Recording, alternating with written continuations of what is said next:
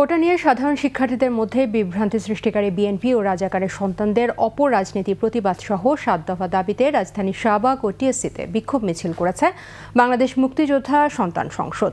মুক্তিযোদ্ধা কোটা সংরক্ষণ সহ দেশের সকল চাকুরি ও পদে মুক্তিযোদ্ধা কোটা পুনর্বহাল এবং স্বয়ংক্রিয়ভাবে বীর মুক্তিযোদ্ধার সন্তান ও পরবর্তী প্রজন্মকে এই প্রাপ্য অধিকার দেওয়ার দাবি জানান তারা। বীর মুক্তিযোদ্ধাদেরকে সাংবিধানিক স্বীকৃতি ও মুক্তিযোদ্ধা পরিবারের উপর হামলা, মামলা, নির্যাতন, জমি দখল বন্ধে সুরক্ষা আইন পাশের দাবিও জানান মুক্তিযোদ্ধা সন্তান সংসদ।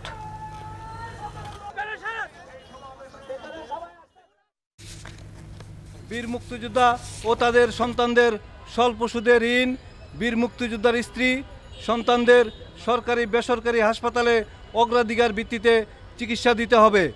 আমাদের দাবি যদি মেনে না নেওয়া হয়, আমরা সারা বাংলাদেশে 64 জেলায় উপজেলায় আমরা অবরোধ সহ আমরা হরতালও করতে পারবো।